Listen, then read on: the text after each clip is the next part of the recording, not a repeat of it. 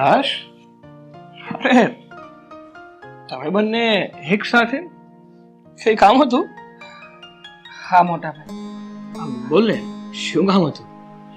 જો તમે આ ઘરમાં મોટા છો, તમે મમ્મીને સમજાવો ને કે પપ્પાની સાથે આવું વર્તન ના કરે, પપ્પાને આ રીતે હેરાન ના કરે. હું સમજાવું? અરે મારા ભાઈ, મમ્મી સમજતા હોત ને તો ઘરની આ હાલત જ ના હોત. હા, 70 રૂપિયે ભિખારી જેવી હાલત છે ઘરમાં આપણા લોકો.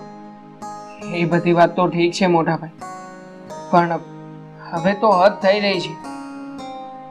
જો મમ્મી છે ને પપ્પાને એક રૂપિયો વાપરવા માટે નથી આપતા, અને એટલા માટે આજે પપ્પાએ શું કર્યું એ વાતની ખબર છે તમને? ના, મને વાતની કઈ ખબર નથી. કેમ, શું થયું? શું કર્યું પપ્પાએ? પપ્પાએ આપણા ઘરમાં કામ કરવા માટે આવતા આ નોકર, આ રઘુભાઈ પાસેથી 100 રૂપિયા ઉછીના લઈને વાપરવા માટે માંગ્યા છે. શું શું વાત કરે છે તું? હા, પપ્પાએ રઘુ પાસેથી પૈસા લીધા, આપણા ઘરના નોકર પાસેથી?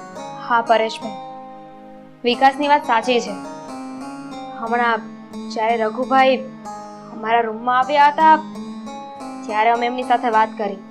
એ તો બિચારા કઈ બોલતા પણ નહોતા, પણ અમે ફોર્સ કરીને એમને પૂછ્યું ત્યારે એમણે અમને આ બધી વાત કરી. અને મમ્મી કેવા સ્વભાવના છે ને મને એ નથી સમજાતું. પોતે તો એટીકેટીમાં રહેવું છે, પાર્ટીઓ કરવી છે, કીટી પાર્ટીમાં જશે, બીજી પાર્ટીઓમાં જશે, અને આપણે 1 રૂપિયો માંગીએ ને તો આપણા માટે એમની પાસે પૈસા નથી. હા મોટા ભાઈ, મને પણ મમ્મીની આ વાત જ નથી સમજાઈ રહી. મમ્મી આપણને રૂપિયા શા માટે નથી વાપરવા માટે આપતા? જોકે આપણી કોઈ જરૂરિયાત હોય તો એ નાની મોટી વસ્તુ આપણને લાવી આપે છે, જેમ કે આપણા કપડાં, શૂઝ. આપણે કોઈ પણ વસ્તુ માંગીએ છીએ એ વસ્તુ તો આપે છે, પણ પૈસા જ નથી આપતા. હા, તમારા બંનેની વાત એકદમ સાચી છે. હા, મમ્મીનો સ્વભાવ જ એ રીતનો છે ને એ સમજાતું નથી. કારણ કે હા, મમ્મી છે ને શું વિચારી રહ્યા છે ને એ જ આપણા પલ્લે નથી પડતું. વિચારવાનું તો શું હોય મોટા ભાઈ, આપણને બધાને હેરાન કરવા માંગે છે, બીજું કંઈ નથી આ વાતમાં. હવે તમે જ વિચાર કરો ને, મમ્મીને જોઈતા બધા જ મોજ શોખ પૂરા થઈ શકે છે, બાકી જો પપ્પા એ તમારે કે મારે કંઈ કરવું હોય ને તો મમ્મી પાસે જઈને રૂપિયા માંગવાના. આપણે એ રૂપિયા માંગવાના કે જે આપણે લોકો કમાઈએ છીએ. હવે આપણે કમાયેલા રૂપિયા ઉપર આપણો પણ હક નથી. છોડો ને એ બધી વાત. ઘડી ઘડીએ એને એ વાત વિચારીને શું કામ મગજ ખરાબ કરવો છે? હા વિકાસ, વહુની વાત એકદમ સાચી છે. તમે લોકો ચિંતા ના કરો, આ મમ્મી જોડે મારે જ વાત કરવી પડશે. હવે હું જ એમને સમજાવવાની કોશિશ કરું છું, જો સમજે તો. હા મોટા ભાઈ, અમે લોકો એટલા માટે જ તમારી પાસે આવ્યા હતા કે હવે આ સમસ્યાનું નિવારણ તમે જ કંઈક લાવો. ચાલો, મમ્મી સાથે તમે વાત કરી લેજો, અને મારે અંદર થોડું કામ છે, એ કામ પતાવીને આવું છું. સારું, જાઓ.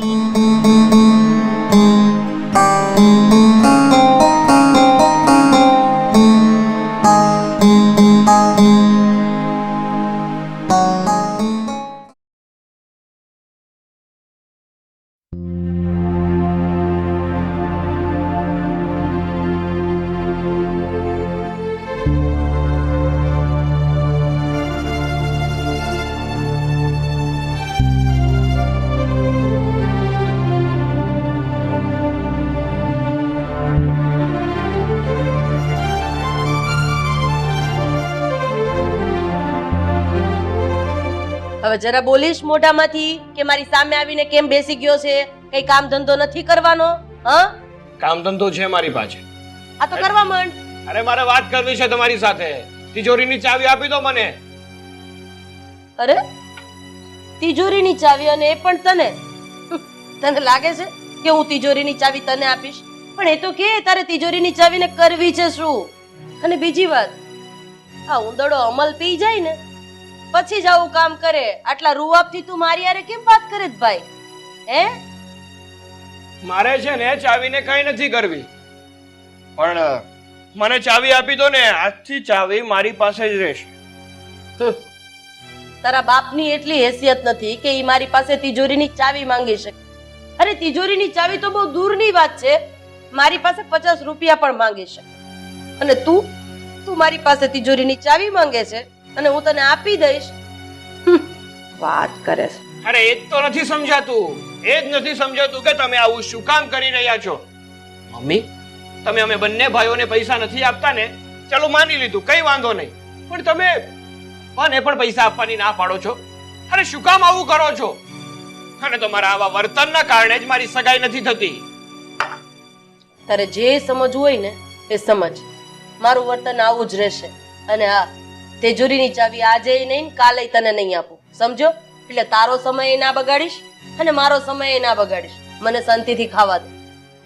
મમ્મી, આ તમે જે કરી રહ્યા છો ને એ યોગ્ય નથી કરી રહ્યા. આ ઘરના વ્યક્તિ તમારા સગા છે, કોઈ પારકા નથી કે બધાની સાથે આ ભિખારી જેવું વર્તન કરો છો. અરે જરાય શરમ નથી આવતી. અમે તો બધા ઠીક છે, પણ તમે તમારા પતિ સાથે પણ આવું વર્તન કરો છો. જો ભાઈ, યોગ્ય અયોગ્ય આ બધું તારે મને શીખવાડવાની જરૂર નથી. હું તારી માં છું અને તું મારો દીકરો છે, સમજો? મેં તને કીધું ને કે તું મારો સમય ના બગાડીશ. મને ખાવા દે. મમ્મી, મારે પણ નથી બોલવું, પણ જ્યારે આ મોટા પોતાની મર્યાદા વટાવીને કઈ અજુગતું કરે છે ને, ત્યારે નાના એ પોતાનો અવાજ ઉઠાવવો પડે છે. બાકી તમે જ કહો ને, કયો દીકરો પોતાની માં સામે આવું વર્તન કરે છે? બોલ્યા કર. મારે તો આ કાનેથી સાંભળીને આ કાને કાઢી નાખવાનું છે. પછી તારી મરજી. અને જો રસોડામાં જતો હોય તો એક ગ્લાસ પાણીનો આપતો જજો. જા જા, ઊભો થા. એ જ તો પ્રોબ્લેમ છે તમારો. આ તમને ગમે એટલા કઈ, એ જ તો પ્રોબ્લેમ છે તમારો કે તમારી સાથે ગમે એટલી મગજમારી કરો ને, તમને કઈ ફરક જ નથી પડતો. પાણી ભૂલતો નહીં.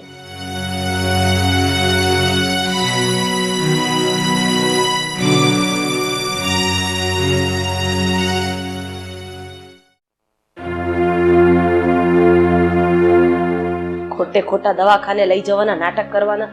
અરે આમાં ડોક્ટર ધરાય, બીજું કઈ થાય? જ્યારે હોય ત્યારે લાવો રૂપિયા, લાવો રૂપિયા. બધાને બસ ખોટે ખોટા પૈસા વાપરવા, બીજું કઈ કામ નથી આ ઘરમાં. શેનો ગુસ્સો કરો છો મમ્મી? અને શું એકલા એકલા બબડ્યા કરો છો? હા, ખાલી ખોટા પૈસા નહીં વાપરવા દો એટલે? હા, વિકાસ પપ્પાને હોસ્પિટલ લઈને કેમ ગયા છે? શું થયું છે પપ્પાને? અરે કઈ નથી થયું તારા પપ્પાને. સામાન્ય શરદી હતી અને એમાં તંબુરો હોસ્પિટલ જવાનું હોય, લઈ ગયો એ દવાખાને ખોટા ખર્ચા કરવા. હમણાં લેતી દેતી વગરના 2000 રૂપિયા વાપરીને આવશે, ડોક્ટરને ધરાવીને આવશે. મમ્મી, હા કેવી વાત કરો છો તમે? તમે એમ નામ તો મને કે તમારા દીકરાને કે પછી તમારા પતિને પૈસા વાપરવા નથી આપતા, પણ જો હોસ્પિટલનું કામ હોય એમાં પૈસા વાપરીએ તોય તમને નથી ગમતું? ના, નથી ગમતું મને. હું ખોટી રીતે 1 રૂપિયો પણ નહીં વાપરવા દઉં. અરે સામાન્ય તાવ આવે કે શરદી આવે ને તો ઘરના ઓહડિયા ઘણા બધા હોય, ઈ કરી લેવાનું હોય, હોસ્પિટલે ન જવાનું હોય. મમ્મી, તમે તો બહુ મોટા ડોક્ટર રહ્યા કે નહીં, એટલે તમને બધી જ ખબર પડે છે કે સામાન્ય તાવ છે કે વધારે તાવ છે. હા કેવી વાત કરો છો તમે? મારે તારી સાથે કોઈ જીપા જોડી નથી કરવી. આવા દે વિકાસને, એટલે એને જ ઉધડો લઉં છું. 2000 રૂપિયા કેમ ભેગા થાય ખબર પડે છે? 2000 ની પાછળ કેટલા મીંડા આવે છે ખબર પડે છે? બસ પૈસા વાપરવાના, મોજ કરવાની. પહેલેથી તમે એ જ કર્યું છે ને, બધાને કાબુમાં રાખવાના, નિયંત્રણમાં રાખવાના. જેને જેમ જીવવું હોય ને એમ જીવવા તો નથી દેતા. નહીં જીવવા દે. આ ઘરમાં અત્યાર સુધી મારી મરજીથી જે થયું છે ને એ જ થતું આવશે. કોઈની મરજી નહીં ચાલે આ ઘરમાં. તો એમ પણ ક્યાં અમે મરજી ચલાવી છે? તમે ચાલવા જ નથી દેતા ને. બસ પોતાને હર હંમેશ એટીકેટીમાં રહેવું છે, બીજાનું જે થવું એ થાય. ખબર જ છે ને તને કે આ ઘરમાં મારી જ મરજી ચાલે છે. અને આ તું અત્યારે જે આ રૂઆબથી ને જે આ રીતે ફરે છે ને, સારા એવા કપડાં પહેરે છે, એ બધી મારી મહેરબાની છે. હું લાવીને આપું છું. બાકી ફરતી હોત હમણાં રેવા દે, પાછું ખોટું લાગી જશે તને. હવે મારી સામે શું કામ બેઠી છે? હા, મારું બીપી લો કરવું છે તારે? એક તો ઘરમાં આટલા લોકો મને હેરાન કરે છે, હવે તું બાકી રહી ગઈ. તું નીકળ અહીંયાથી.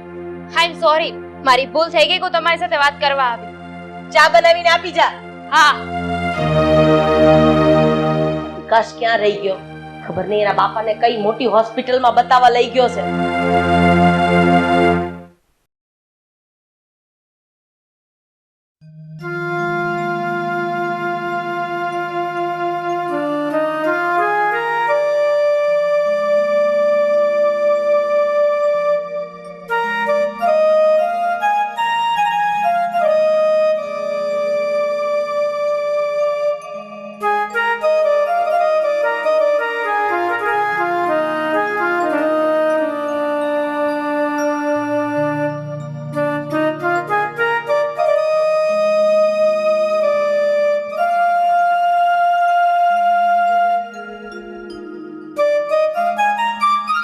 શું કીધું ડોક્ટરે? હોસ્પિટલ લઈ ગયા તા તો કઈ મોટો દુખાવો તો નથી કીધો ને? મમ્મી, મારા પપ્પાને શરદી અને સખત તાવ છે, એટલા માટે અમે દવાખાને ગયા હતા ને બતાવી આવ્યા. દવા લખી આપી છે, એ દવા લેવાની છે, એ માટે પૈસા આપો. તમે જે પૈસા આપ્યા હતા ને એ બધા પૂરા થઈ ગયા. એટલે એની બીજી દવા લાવવાની છે, એની માટે હું તને બીજા રૂપિયા આપું, એટલે હોસ્પિટલમાં કેટલા રૂપિયા મૂકી આવ્યા? હા, 2000 રૂપિયા મમ્મી. ફાઇલનો ખર્ચો અને પપ્પાના રિપોર્ટ કરાવ્યા એનો ખર્ચો થયો છે. હવે દવા તો બાકી છે, એટલે મમ્મી તમે બીજા 1000 રૂપિયા આપો તો દવા લઈ આવીએ. 1000 રૂપિયા? 1000 રૂપિયા જાળવે લટકે છે? હે, તમને જે પણ દવા ડોક્ટરે કીધી છે ને લાવવાની એ મને આપી દો, હું મારી જાતે જઈને લઈ આવીશ. મને ખબર છે જો હું તમને લોકોને મોકલીશ ને તો જે દવાની જરૂર નહીં હોય ને એ પણ તમે લઈને આવી જશો. એટલે લાવ, હું જ મેડિકલે જઈને દવા લઈ આવું છું. અરે મમ્મી, પણ તમે કઈ જાતના માણસ છો? આ ડોક્ટરે જે દવાઓ લખી હોય એ જ દવા લાવીએ ને અમે લોકો. હા, બીજી શું કામ ને વગર કામની દવાઓ લાવીએ? તારું ભાષણ તું તારી પાસે રાખ, મને છે ને દવાનું કાગળિયું આપ, એટલે હું દવા લઈ આવું. તારા બાપા પી લે અને જલ્દી સાજા થઈ જાય. અરે રેવા દે ને આકાશ, આ કોને સમજાવે છે?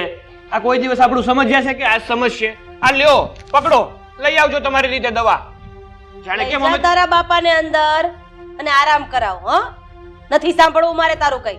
જા, જોજો વધારે નો થાય તમને પાછું કાઈ. ચાલો પપ્પા.